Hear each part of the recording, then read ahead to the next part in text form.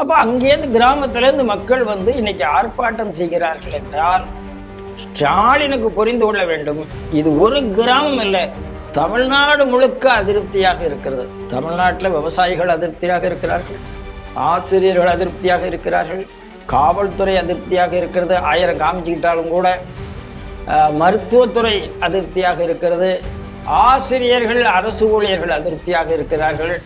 விசிக கேட்டுட்டு தான் ஒரு தேசியத்துக்கான ஒரு ஊர்வலம் கூட காவல்துறை பெர்மிஷன் கொடுக்கணும். இவங்க யார் காவல்துறையிட்ட போய் கேட்கறது? நீங்க எப்படி பெர்மிஷன் கொடுத்தா நீங்க எப்படி கேட்க முடியும்? என்னென்ன விசிகேனுடைய ஏவலால காவல்துறை? எனக்கு புரியல. யார் இப்படி சொல்லி கொடுக்குறாங்க இவங்களுக்கு? அரசாங்கத்துல போய் நீ கேள்விகள். ஜெய்சங்கர் புத்திசாலி, பாகிஸ்தான் தான் சொல்லியிருக்காரு, ராகுல்கிட்ட சொல்லல. ராகுல்கிட்ட சொல்ல முடியாது, ராகுல்கிட்ட எதையுமே சொல்ல முடியாதுங்க. அந்த ஆள் இந்த தேசத்துக்கு நல்லது செய்யற ஆளே கிடையாது. நீங்க பாருங்க, இப்ப விமானத்தை பத்தி பேசுறாரு, நான் வந்து மானத்தை பத்தி பேசுறேன். விமானமா மானமா அப்படின்னு ஒரு கேள்வி இருக்கு. துருக்கியில போய் அழுகலாக திறந்தவனுக்கு, சைனால போய் எம்ஓயு சைன் பண்ணவனுக்கு, இந்த நாட்டை எல்லாம் வெளிநாட்டில் போய் இந்த நாட்டுக்கு மெஜாரிட்டி கம்யூனிஸ்ட் தான் ஆபத்து என்று பேசி வந்தவனுக்கு, வெளிநாட்டில் போனா சைனா எக்கனாமி நல்ல எக்கனாமி, அந்த ஷேர்ல போடுங்க, இந்தியன் ஷேர்ல போடாதீங்கன்னு சொல்லி வந்தவனுக்கு நான் எதுக்கா டீட்டெயில் கொடுக்கணும்? சார், யூஎன் வந்து இந்தியாவுக்கு ஆதரவாக எதுவுமே பண்ணல, அதுதான். அதனால ஐக்கிய நாட்டு சபை என்பது அமெரிக்காவினுடைய கைக்கூலி சபையாகத்தான் இருந்தது. இப்போ ட்ரம்ப் என்னென்னலாமா பேசுறார், அது வேற. ட்ரம்ப்பும் கூட யூஎன்ஐ முதல்ல சொன்னது வேற, இப்போ ட்ரம்பினுடைய இதுவும் மாறிட்டு வருது, எல்லாமே மாறுது, ஏதோ ஒரு காரணம் இருக்கு.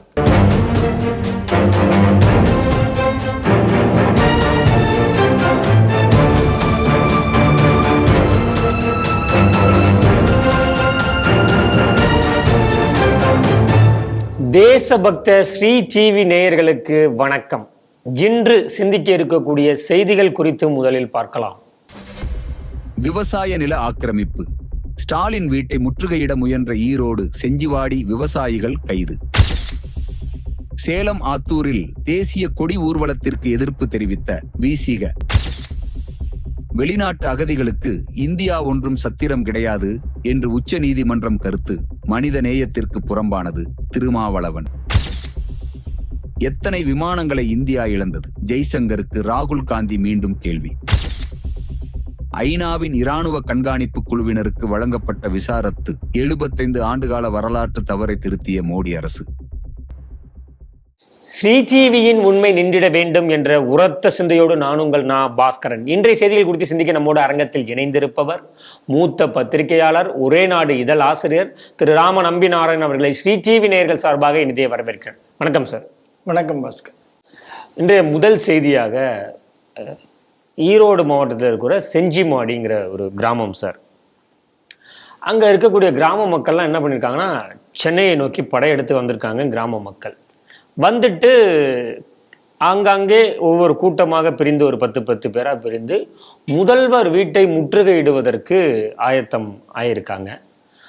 வழக்கம் போல காவல்துறை அவர்களை எல்லாம் கைது செய்து ஒரு மண்டபத்துக்கு கூட்டிட்டு போயிருக்காங்க. எதற்காக முதல்வர் வீட்டை முற்றுகையிட வந்திருக்காங்கன்னு பார்க்கும்போது, ஆளும் கட்சியைச் சேர்ந்த பிரமுகர் ஒருவர் அந்த ஊரில் இருக்கக்கூடிய விவசாய நிலங்களை எல்லாம் ஆக்கிரமித்து வைத்திருக்கிறார். மாவட்ட கலெக்டருக்கு புகார் கொடுத்தும் எந்தவித நடவடிக்கையும் எடுக்கலை அப்படின்னு அந்த மக்கள், கிராம மக்கள்லாம் ஒன்று சேர்ந்து ஈரோட்லேருந்து இங்கே வந்து முதல்வர் வீட்டை முற்றுகையிட முயற்சி பண்ணியிருக்காங்க. அவர்கள் காவல்துறையினரால் கைது செய்யப்பட்டிருக்காங்க. செய்தி எப்படி சார் பார்க்குறீங்க? ஒரு கிராமத்திலேருந்து சென்னைக்கு வந்து முதல்வர் வீட்டை முற்றுகையிட வேண்டும் என்று முடிவு செய்திருந்தால் எந்த அளவுக்கு அவங்களுக்கு அந்த ப்ரெஷர் இருக்கும். எதுவுமே செய்ய முடியாத நிலை அங்கே மாவட்டத்தில் உருவாக்கப்பட்டிருக்கும். ஆட்சியர் எதுவுமே செய்யவில்லை. அதாவது திமுக காரர்கள் நில ஆக்கிரமிப்பு செய்தால் ஆட்சியர் ஒன்றும் செய்ய மாட்டார், காவல்துறை ஒன்றும் செய்யாது. திமுக காரர்கள் பாலியல் குற்றச்சாட்டில் உள்ளானால் ஆட்சியர் ஒன்றும் செய்ய மாட்டார், காவல்துறை ஒன்றும் செய்யாது. திமுக காரர்கள் எந்த குற்றம் செய்தாலும் ஆட்சியர் ஒன்றும் செய்ய மாட்டார், காவல்துறை ஒன்றும் செய்ய மாட்டார் என்றால் நடப்பது காட்டாட்சி என்று சொல்வதை விட என்ன ஆட்சி? இப்போ அந்த கிராமத்து மக்கள் இங்கேருந்து அங்கேருந்து இங்கே வந்திருக்கிறாங்க, வந்து பிரிந்து இருக்கிறார்கள், பிரிந்து ஒன்று சேருகிறார்கள். எந்த அளவுக்கு அவங்க பிளான் பண்ணியிருப்பாங்க? அப்போ முதல்வர் வீட்டை நாம் முற்றுகையிட்டால் அதனுடைய ஆபத்து என்ன? நம்மளை ஜெயிலில் போடுவாங்க, நம்மளை அடிப்பாங்க, நமக்கு லத்தி சார்ஜ் விழலாம், எதுனாலும் விழலாம். தயார் பண்ணி தானே வந்திருப்பாங்க. அதுக்கெல்லாம் அவர் தயாராக வந்திருந்தால் என்றால் எந்த அளவுக்கு அவங்க மனவேதனையை அனுபவித்திருப்பார்கள். ஆகையினால அவங்களை கைது செய்து இன்னைக்கு ஏதோ ஒரு மண்டபத்தில் அடைச்சதுனால பிரச்சனை தீரல். இந்த அரசாங்கம்தான் அன்னூர்ல சிப்காட்டுக்காக மொத்தமா நிலத்தை எடுத்து அண்ணாமலை பெரிய ஆர்ப்பாட்டம் பண்ண பிறகுதான் மாத்தினாங்க. நீங்க இல்லை என்று மறுக்க முடியாது. திருவண்ணாமலையில் அதே சிப்காட்டுக்காக அதே விவசாயிகள் மீது குண்டர் சட்டம் போடப்பட்டது. குண்டர் சட்டம் போடப்பட்ட உடனே ஏவாவேல் என்ன பேசினார்னா நமக்கு தெரியும். அதாவது நாக்கில் நரம்பில்லாம பேசினவர்களும் இவர்கள் தான். எந்த விவசாயத்தை இவங்க காப்பாத்திருக்காங்கன்னு கேட்டா எந்த விவசாயத்தையும் இவர்கள் காப்பாற்றவில்லை. அப்போ அங்கேருந்து கிராமத்திலேருந்து மக்கள் வந்து இன்னைக்கு ஆர்ப்பாட்டம் செய்கிறார்கள் என்றால் ஸ்டாலினுக்கு புரிந்து கொள்ள வேண்டும், இது ஒரு கிராமம் இல்லை, தமிழ்நாடு முழுக்க அதிருப்தியாக இருக்கிறது. தமிழ்நாட்டில் விவசாயிகள் அதிருப்தியாக இருக்கிறார்கள், ஆசிரியர்கள் அதிருப்தியாக இருக்கிறார்கள், காவல்துறை அதிருப்தியாக இருக்கிறது. 1000 காமிச்சுக்கிட்டாலும் கூட மருத்துவத்துறை அதிருப்தியாக இருக்கிறது, ஆசிரியர்கள் அரசு ஊழியர்கள் அதிருப்தியாக இருக்கிறார்கள். இதை தாண்டி என்ன பண்ண முடியும் காவல்துறையை வச்சுன்னு ஸ்டாலின் யோசிக்கிறான்னு எனக்கு தெரியல. ஸ்டாலினுக்கு கொஞ்சம் அறிவுக்கண் திறக்க வேண்டும் நினைக்கிறேன். இல்லைன்னா இவர்களுக்கு இந்த விவசாயி போராடி எனக்கு ஐயா கண்ணு மாதிரி விவசாயிகள் வந்தால் தான் இவங்க கேட்பாங்கன்னா அந்த மாதிரி விவசாயிகள் சமுதாயத்திலேருந்து வந்தாலும் வந்துடுவாங்க, அவ்வளோதான். அது மத்தியில் தான் போகணுமா என்ன? கோபாலபுரத்துக்கு நம்ம இது செனட்டாப் ரோடு பக்கத்தில் வரக்கூடாதுன்னு இருக்கா என்ன? தேனாம்பேட்டைக்கு வரக்கூடாதுன்னு இருக்கா என்ன? ஆகையினால ஸ்டாலினுக்கு இது பெரிய எச்சரிக்கை மணி. தமிழகத்தில் எதிர்கட்சிகள் அவர்களுக்கு ஆதரவாக உடனடியாக களத்தில் இறங்க வேண்டும், அவருடைய பிரச்சனையை தீர்த்து கொடுக்க வேண்டும். அதுதான் என்னுடைய வேண்டும். இரண்டாவது செய்தியாக சேலம் மாவட்டம் ஆத்தூரில் வந்து இந்த ஆப்ரேஷன் சிந்தூருக்காக நாடு முழுவதுமே ஒரு தேசபக்தியை காட்டும் விதமாக கொடியேந்தி, மூவர்ண கொடியேந்தி ஆங்காங்கே சின்ன சின்ன ஒரு ஊர்வலத்தை நடத்துனாங்க சார். அப்படி ஆத்தூரில் ஒரு மாவட்டத்தில் ஒரு சிறியதாக ஒரு மீட்டிங் மாதிரி நடந்திருக்கு சார்.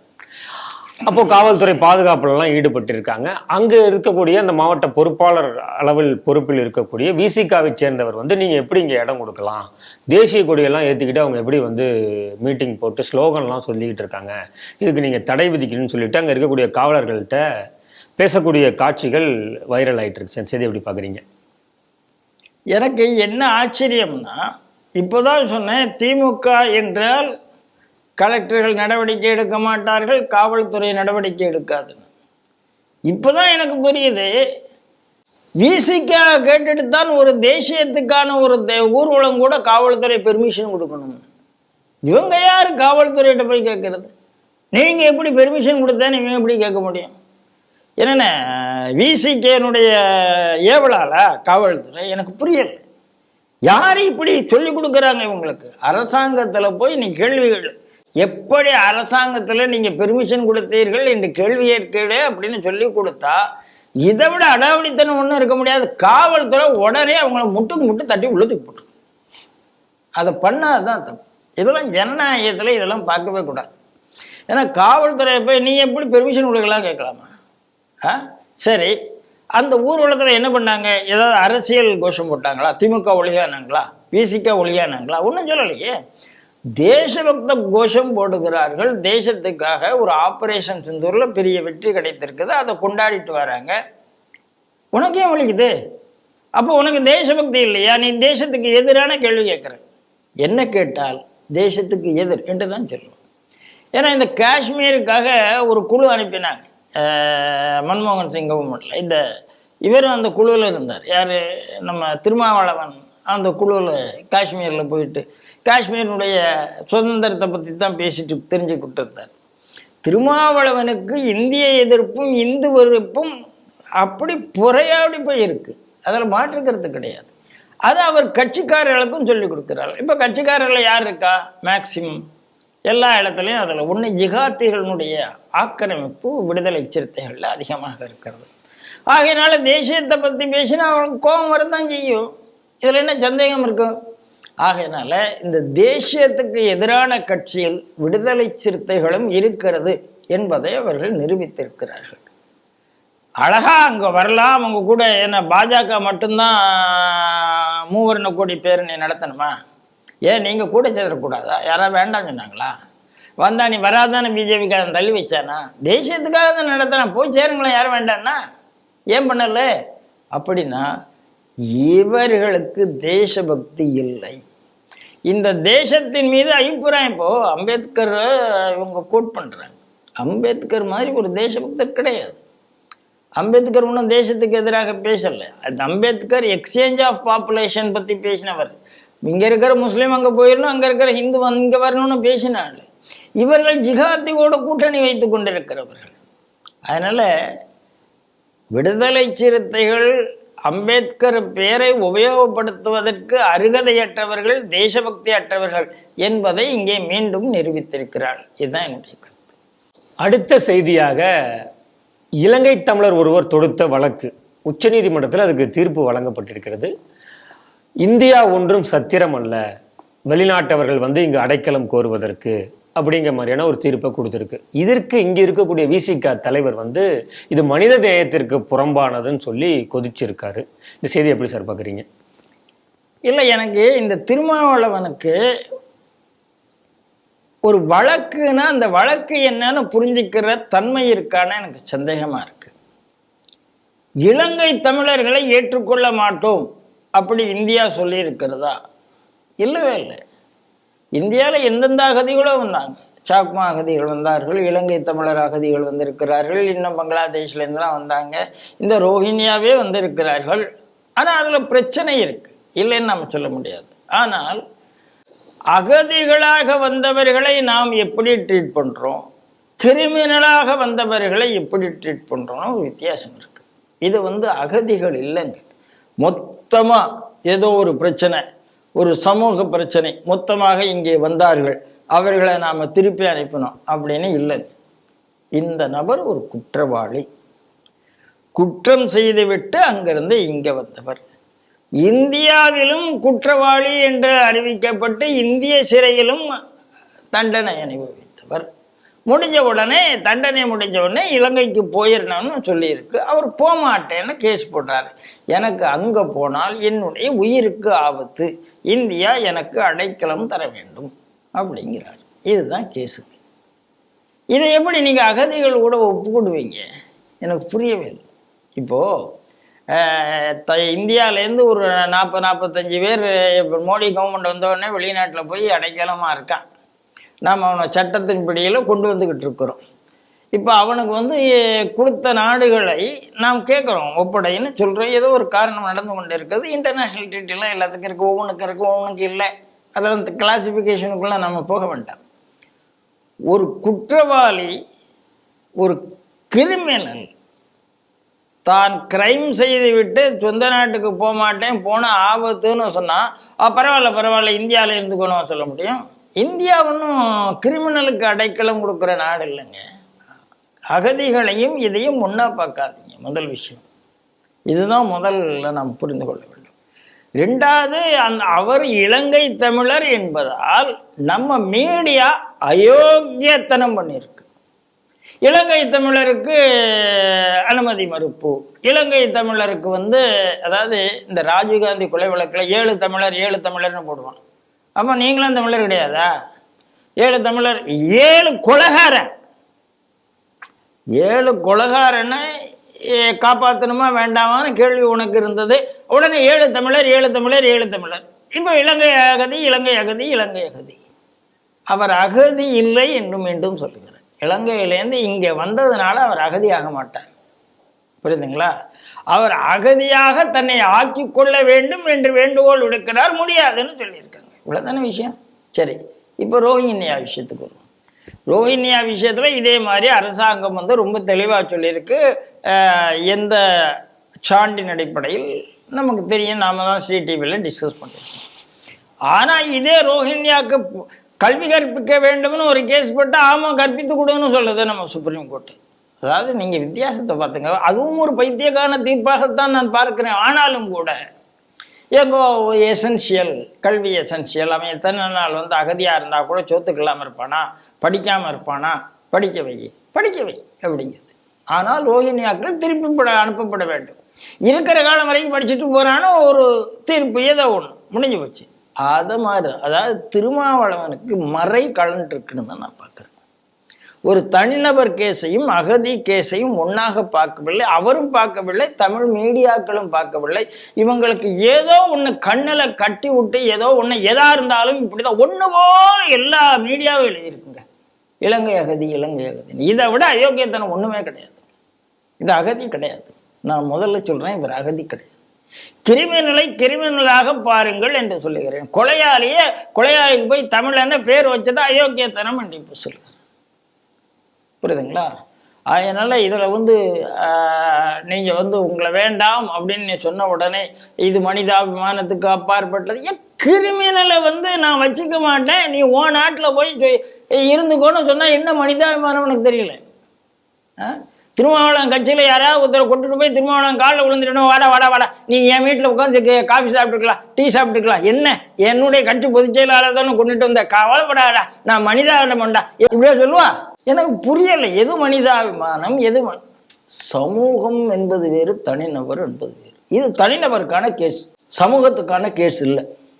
அதை முதல்ல நாம் புரிந்து கொள்ள வேண்டும். ரெண்டாவது, இப்போ ரோஹிணியா விஷயத்துல நாம ஆபத்துன்னு சொல்றோம். இப்போ இலங்கை தமிழர் இங்கே இருப்பதால் எனக்கு ஆபத்தா என்றால் ஆபத்து இல்லை. இலங்கை தமிழர் டொப்போகிராபிக்கலா என்னை ஆட்சி இது பண்ணி, இப்போ தமிழ்நாட்டில் எத்தனை இலங்கை தமிழர் முகாம் இருக்கு இல்லையா? இருக்குல்ல. அவர்களுக்கு ஓட்டுரிமை இருக்கிறதா இல்லையா? அவர்கள் வேலைக்கு போகிறார்களா இல்லையா?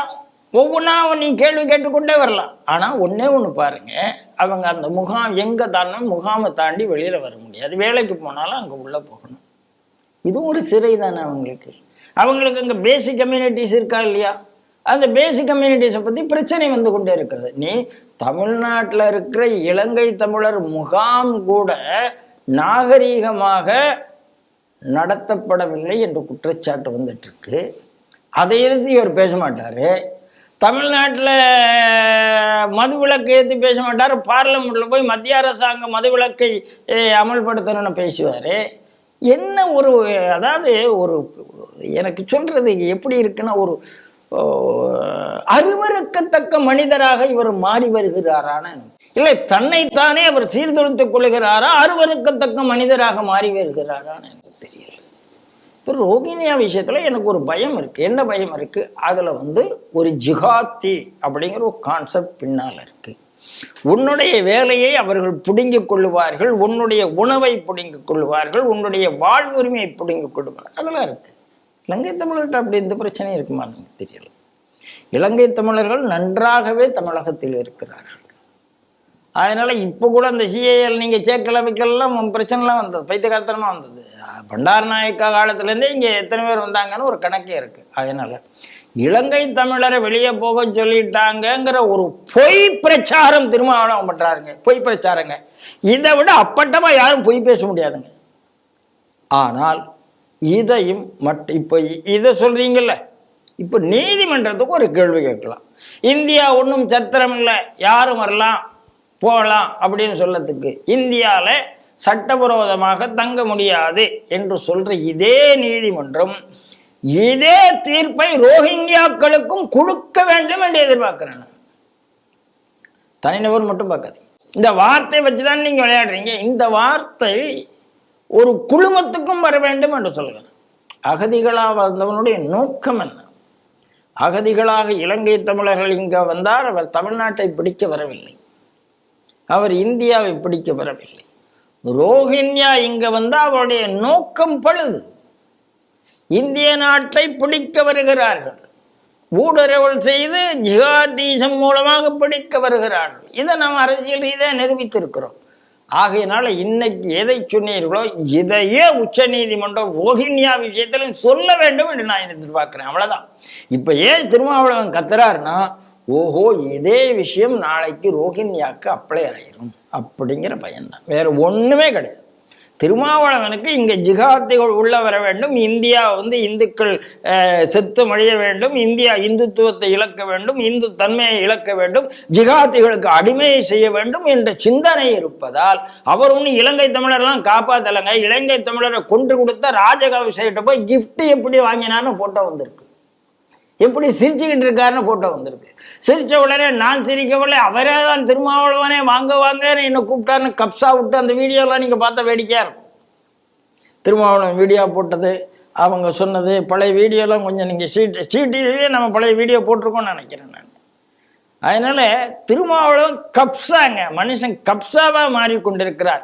வாயில உண்மையே வர்றதில்லைன்னு ஒரு ஆள் இருந்தா அவர் என்ன செய்யறது? அப்படிப்பட்ட மனிதராக மாறிக்கொண்டிருக்கிறார். அந்த மனிதருக்காக நான் பரிதாபப்படுகிறேன். இவ்வளவுதான் நான் சொல்ல முடியும். அடுத்த செய்தியாக, காங்கிரசின் முன்னாள் தலைவர் ராகுல் காந்தி இந்த ஆபரேஷன் சிந்தூர் பற்றி பேசும்போது, நம்மளுடைய விமானங்கள், இந்திய விமானப்படையின் விமானங்களை நாம் எத்தனை இழந்தோம் அப்படின்னு வெளியுறவுத்துறை அமைச்சர் ஜெய்சங்கரை பார்த்து கேள்வி கேட்டிருக்காரு சார். இந்த செய்தி எப்படி பார்க்குறீங்க?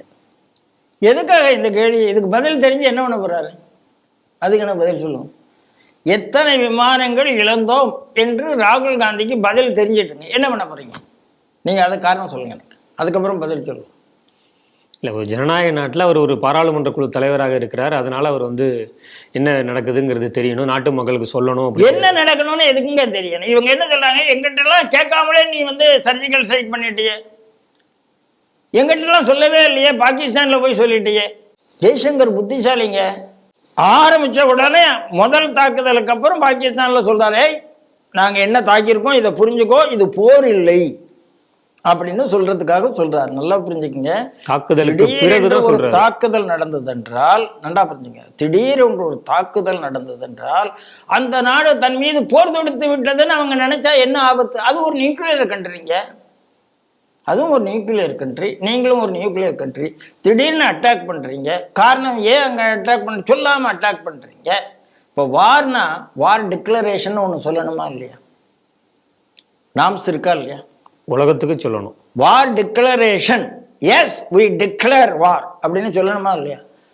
அத மாதிரிதான் இது வார் இல்லை என்பதை சொல்றார். திஸ் இஸ் நாட் அ வார் அப்படிங்கிறத சொல்றார். அது சொல்ல வேண்டிய அவசியம் இருக்கு, ஏன்னா அது வார் என்று புரிந்து கொள்ளப்படக்கூடாது அப்படிங்கிறதுனால. எப்ப சொல்றார்?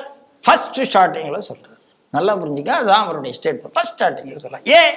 நான் இதை அடிச்ச உடனே நீ வார் என்று நினைத்து திருப்பி வந்துடாத அப்படின்னு அர்த்தம். நீ எனக்கு கோஆபரேட் பண்ணுன்னு அர்த்தம். பாகிஸ்தான் முட்டாள்தனமா கோஆபரேட் பண்ணதுக்கு பதிலாக நம்மளை அடித்ததுனால திருப்பி அடிச்சோம். புரியுதுங்களா? ஜெய்சங்கர் புத்திசாலி, பாகிஸ்தான் தான் சொல்லியிருக்காரு, ராகுல்கிட்ட சொல்லலை. ராகுல்கிட்ட சொல்ல முடியாது, ராகுல்கிட்ட எதையுமே சொல்ல முடியாதுங்க. அந்த ஆள் இந்த தேசத்துக்கு நல்லது செய்யற ஆளே கிடையாது. நீங்க பாருங்க, இப்ப விமானத்தை பத்தி பேசுறாரு, நான் மானத்தை பத்தி பேசினேன். விமானமா மானமா அப்படின்னு ஒரு கேள்வி இருக்குங்க. உங்க தாத்தா, அதாவது இந்திரா காந்திக்கு அப்பா, இந்திரா காந்தி பாட்டி, பாட்டிக்கு அப்பா, கொள்ளு தாத்தா, ஏதோ வச்சுக்கோங்க. அவர் காஷ்மீர் பிரச்சனையை நாம் வெற்றியின் விளிம்பில் இருக்கும் போது காஷ்மீர் பிரச்சனையை ஐநாவுக்கு கொண்டு போனாரே, அப்போ இந்தியாவினுடைய மானம் போச்சு, விமானம் போகவில்லை, மானமே போச்சு. சரிங்களா? இந்திரா காந்தி அம்மையார் 71 நாம் வெற்றி பெற்ற பிறகு 93,000 கைதிகளை விடுதலை செய்து, அதாவது லாகூரை பிடித்த பிறகு அன்கண்டிஷனலா விடுதலை செய்தார்களே, அன்னைக்கு பாகிஸ்தான் நியூக்ளியர் கண்ட்ரி கூட கிடையாது, பயப்பட வேண்டிய அவசியம் இல்லை, விடுதலை செய்தார்களே, அப்போது இந்த நாட்டின் மானம் போச்சு.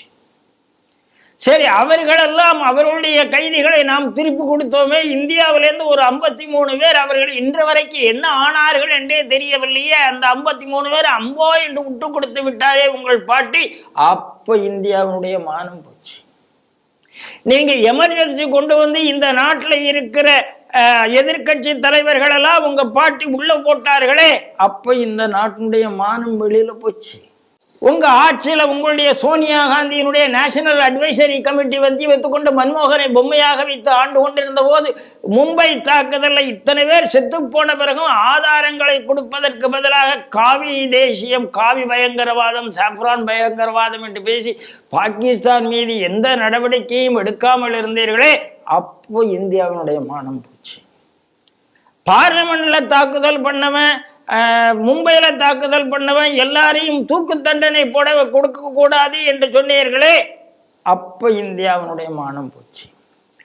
உங்க அப்பாவை கொன்னவனுக்கு காரணமானவனை போய் கைகட்டி அப்படியே அணைத்து கொண்டு இருந்தீர்களே, அந்த கொன்றதுக்கு காரணம் நீங்க சொன்ன கட்சியோடு இன்றைக்கு கூட்டணி வைத்திருக்கிறீர்களே, அப்ப காங்கிரசுடைய மானமும் போச்சு. விமானத்தை பத்தி வேற எதுக்கு பேசணும்? விமானத்தை பேசணும். மானம் கெட்டவர்கள் விமானத்தை பத்தி பேசுவதற்கு அருகதையற்றவர்கள். மானம் தானே விமானத்தை பத்தி கேட்டா நான் மானத்தை பத்தி சொல்லிட்டு இருக்கேன், அவ்வளவுதான். ஆகையினால ராகுல் காந்திக்கு சொல்ல வேண்டிய அவசியம் கிடையாது. ஏனென்றால் இவர் கட்சியில 2 தலைவருங்க, 2 தலைவர், சல்மான் குர்ஷித் ஒரு தலைவர், மணிசங்கர் ஐயர் தலைவர், 2 பேரும் பாகிஸ்தான்ல போய் எப்படியாவது நாங்க நரேந்திர மோடியை கவுத்து விட வேண்டும், உதவி பண்ணுங்கள் கேட்டுட்டு வந்தவர்கள். அப்ப இந்தியாவுடைய மானம் போச்சு. இந்தியாவுக்கு எப்போதுமே எதிரியாக இருக்கக்கூடிய ஒரு நாடு காலிஃப் காலத்துல இருந்து, காலிஃப் மூமெண்டே அதனாலதான் வந்தது. இப்போ துலுக்கன் என்ற ஒரு வார்த்தை அந்த நாட்டில தான் வந்தது. ஏன்னா இவங்க தேசியத்தோட சம்பந்தப்படவில்லை என்று சொல்வதாக அர்த்தமாக இருந்தது. ஆனாலும் கூட அதை நம்ம எடுத்துக்க வேண்டாம். அந்த துருக்கியில போய் காங்கிரஸ் கட்சிக்கு அலுவலகம் திறந்தீர்களே, அப்ப இந்தியாவினுடைய மானம் போச்சு. துருக்கியில போய் மனம். சைனா கூட போய் MOU சைன் பண்ணாங்கல்ல, மெமரண்டம் ஆஃப் அண்டர்ஸ்டாண்டிங், காங்கிரஸ் கட்சி, அப்ப இந்தியாவுடைய மானம் போச்சு. நான் என்ன சொல்லுகிறேன், துருக்கியில போய் அலுவலகம் திறந்தவனுக்கு, சைனால போய் MOU சைன் பண்ணவனுக்கு, இந்த நாட்டை எல்லாம் வெளிநாட்டில் போய் இந்த நாட்டுக்கு மெஜாரிட்டி கம்யூனிஸ்ட் தான் ஆபத்து என்று பேசி வந்தவனுக்கு, வெளிநாட்டில் போனா சைனா எக்கனாமி நல்ல எக்கனாமி, அந்த ஷேர்ல போடுங்க, இந்தியன் ஷேர்ல போடாதீங்கன்னு சொல்லி வந்தவனுக்கு நான் எதுக்கே டீட்டெயில் கொடுக்கணும்? நான் எதுக்கு கொடுக்கணும்? நீங்கள் தேசபக்தியை என்றைக்காவது நிரூபித்திருந்தால், இந்தியாவோடு இருந்திருந்தால் கேட்பதற்கு உங்களுக்கு கொஞ்சமாவது தகுதி இருக்கு. என்னைக்கு இந்தியாவோட இருந்திருக்கிறீங்க? இந்தியாவோட இல்லையே சார். நீங்க இப்படி சொல்றீங்க, பட் அவர்களோ காங்கிரஸ் கட்சியை சேர்ந்தவர்களோ என்ன சொல்றாங்க, தன்னுடைய குடும்பத்தையே தன்னுடைய பாரம்பரியத்தையே தேசத்திற்காக இழந்தவர்கள் சொல்றாங்க. தாத்தாவாகட்டும், பாட்டியாகட்டும், அப்பாவாகட்டும். ஆகையினாலதாங்க அவங்க தேசத்தையே ஒரு காலத்தில் இழந்துட்டாங்க, தேசியத்தை இழந்து விட்டார்கள். நேரு தேசியம் பேசினாரா அப்படிங்கிறத விட சர்வதேசியம் பேசினாரா, சோசியலிஸ்டை ஏமாந்துட்டாரா, சைனாட்டை ஏமாந்துட்டார். முடிஞ்சு வச்சா காங்கிரஸ் கட்சி சைனாவிடம் ஏமாந்து விட்டது. இந்திரா காந்தி சோசியலிசம் பேசினார்கள், எங்கே ஏமாந்தார்கள்ங்கிறது நமக்கு தெரியும். ஆகையினால ஏமாந்ததுனால தேசத்துக்காக நீங்க தயவு செய்து சொல்லாதீங்க. நீங்கள் தேசத்துக்காக ராகுல் காந்தி என்ன செய்தார், சோனியா காந்தி என்ன செய்தார் என்பதை மட்டும் சொல்லுங்க. குடும்பத்தை விட்டுருங்க, குடும்பத்துல இருந்தா அந்த லீகசிக்கெல்லாம் நான் போக விரும்பல. நீங்க தேசத்துக்கு என்ன செய்திருக்கிறீர்கள்? எங்கேயாவது ஒரு இடத்துலயாவது இந்தியாவை பத்தி நல்லா பேசியிருக்கிறீர்களா? நீங்கள் ஆட்சியில் இருக்கும்போது கூட நீங்க உங்க பிரதமருடைய சட்டத்தையே கிழிச்சு போட்டவர் தானேங்க ராகுல் காந்தி. ஆகையினால ராகுல் காந்தி என்ற தனிநபருக்கு, அவர் எதிர்கட்சி தலைவராக இருந்துட்டு போறார், அதை பத்தி எனக்கு பிரச்சனை இல்லை. அவருடைய போனஃபைட்ஸ் நல்லாக இல்லை, கேட்பதற்கு அவருக்கு அருகதை கிடையாது. இன்றைய நிறைவு செய்தியாக ஒரு மிகப்பெரிய தீர்க்கமான முடிவை பாஜக அரசு எடுத்திருப்பதாக எல்லோரும் பாராட்டி வருகிறார்கள் சார். இல்லைன்னு பார்த்தா UNMOGIP அப்படிங்கிற united nation military observation group India and பாகிஸ்தானுக்குரிய அந்த ஒரு குழு 1949 இந்தியா பாகிஸ்தானை மானிட்டர் பண்ணி யூஎனுக்கு ரிப்போர்ட் பண்ணக்கூடிய ஒரு குழு சார். 1949 முன்னாள் பிரதமர் ஜவஹர்லால் நேரு காலத்தில் இது ஏற்பட்டிருக்கிறது இந்தியாவில். இது டெல்லியிலையும் JNKலையும் இதுக்கான ஆஃபீஸ் இருந்திருக்கு. இதற்கான ஒட்டுமொத்த செலவையுமே பாரத அரசு தான் இத்தனை ஆண்டு காலம் பண்ணிட்டு வந்திருக்காங்க. இது சுமார் 40-45 பேர் அங்கே ஒர்க் பண்ணிட்டு இருந்திருக்காங்க. இவர்களுக்கு நிரந்தர விசாவுமே கொடுத்து இவர்கள் வச்சிருந்திருக்காங்க. முக்கால்வாசி அப்படிங்கிறத விட முழுவதுமாகவே இவர்கள் யூஎனுக்கு ரிப்போர்ட் பண்ணும்போது பாகிஸ்தானுக்கு ஆதரவாகவே தான் இத்தனை ஆண்டு காலமும் ரிப்போர்ட் பண்ணிட்டு இருந்திருக்கதா தெரிய வருகிறது. இப்பொழுது பாரத அரசு என்ன பண்ணியிருக்குன்னா, இவர்களுக்கான விசாவை ரத்து செய்திருக்கிறது. 10 நாளைக்குள்ள பேக்கப் பண்ணிட்டு நீங்க கிளம்பணும் அப்படிங்கக்கூடிய ஒரு அதிரடியான நடவடிக்கையை எடுத்திருக்கு. இந்த செய்தி எப்படி சார் பார்க்குறீங்க? சபாஷ் மோடி 370 எடுத்த போதே ஒரு சபாஷ், அயோத்தியில் கோயில் கொண்ட போது சபாஷ், முத்தலாக எடுத்த போது சபாஷ், இப்படி நிறைய சொல்லிட்டே இருக்கலாம். நேருவியன் பிளண்டர்ஸ் எல்லாம் நேரு சரி செய்து கொண்டு இருக்கிறார். நேரு செய்ததெல்லாம் பிளண்டர், அதை நேரு சரி பண்ண. யூஎன்ல கொஞ்ச நேரத்துக்கு முன்னால தான் சொன்னேன், காஷ்மீர்ல வெற்றியின் விளிம்பில் நாம யூஎனுக்கு போனோம்னு ரெஃபரண்டம் கேட்டார்கள். அதுக்கான காலகட்டம் மாறி போச்சு, இனிமே ரெஃபரண்டம் இல்லை. அப்போ ஒரு யூஎன்லேருந்து ஒரு கண்காணிப்பு குழு இந்தியாவில் எப்போதுமே ஜம்முவும் டெல்லியிலையும் இருக்க வேண்டும், பாகிஸ்தானுக்கும் பங்களாதேஷுக்கும் பதட்டம் வந்தால் அதை ரிப்போர்ட் பண்ணணும்னு வச்சுருந்தா யூஎனுக்கு ரிப்போர்ட் பண்ண இதை விட உலகத்தில் வேற எங்கேயாவது யூஎன் உட்கார்ந்துருக்குமான்னு எனக்கு தெரியவே இல்லை.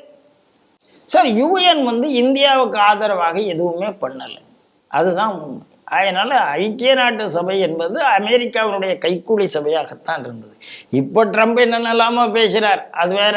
ட்ரம்ப்பும் கூட யூஎன்ஐ முதல்ல சொன்னது வேற, இப்போ ட்ரம்பினுடைய இதுவும் மாறிட்டு வருகிறது, எல்லாமே மாறுது, ஏதோ ஒரு காரணம் இருக்கு. ஆகையினால நம்பகத்தன்மையற்ற உலக நிறுவனங்கள் இந்தியாவில் இருக்க வேண்டிய அவசியம் இல்லை. ஏன் காஷ்மீர்ல இந்தியாவில் இருக்கணும், ஏன் டெல்லியில இருக்கணும்? அது பிஓகேல இருந்துக்க வேண்டியதானே, அது ராகுல் மண்டியில இருந்து. இந்தியா சோறு போடும், இந்தியா சோத்தை தின்னுக்கிட்டு இந்தியாவுக்கு எதிராக எழுதணும்னு என்ன அயோக்கியத்தனம்! இதெல்லாம் இவங்களால தாங்க முடியும். சோத்தை தின்னுட்டு எவன் சோறு போட்டானோ அவனுக்கு எதிராக எழுதுறதுன்னா வெள்ளைக்காரனால தான் முடியும், ஜிகாதிகளால தான் முடியும். இது அவங்க புத்தி, இந்தியர் புத்தி, ஹிந்து புத்தி. சோறு போட்டவனுக்கு செஞ்சோற்று கடன்கிறது இந்திய புத்தி. சோறு வாங்கி தின்னுட்டு அவன் முதுகில குத்துறது வெள்ளைக்காரன் புத்தி, ஜிகாத்தி புத்தி. அதை மோடி புரிந்து கொண்டார் வெற்றிகரமாக. இத்தனை வருஷம் இதெல்லாம் இருந்திருக்குன்னு நமக்கு தெரியல. அதுதான் சார், இந்த சிந்து ட்ரீட்டி, வாட்டர் ட்ரீட்டி மாதிரி தான் எத்தனை அயோக்கியத்தனம் பண்ணியிருந்தார்கள். 50-60 பேர் உட்கார்ந்து தினசரி ஒண்ணுமே இல்லாத. இப்போ பிரச்சனைன்னு இருந்தா தானே 370க்கு அப்புறம் போயிருக்க வேண்டியதானே. காஷ்மீர் என்பது நம்மளுடைய உள்நாட்டு விவகாரம், உனக்கு வேலை இல்லை என்பது ஸ்டாண்ட் எடுத்திருக்கிறார். அதுதான் ரைட்டு. ஆகையினால வெளியில் அனுப்பிட்டார். 10 நாள் அவங்க வெளியில் போய் ஆகணும். இதுதான் சரியான ஃபாரின் பாலிசி. மோடி தான் இதெல்லாம் செய்ய முடியும், வேறு யாரும் செய்ய முடியாது. மோடிக்கும் மோடி அரசாங்கத்துக்கும் சபாஷ் சபாஷ் சபாஷ். இன்றைய 5 செய்திகள் குறித்து சிந்தித்து நம்மோடு கருத்துக்களை பகிர்ந்து கொண்ட ஒரே நாடு இதழ் ஆசிரியர் திரு ராம நம்பிநாராயணன் அவர்களுக்கு ஸ்ரீ டிவி நேயர்கள் சார்பாக நன்றியை தெரிவித்துள்ளேன். நன்றி சார். நன்றி பாஸ்கர். ஜெய் ஸ்ரீராம், ஜெய் ஹிந்த்.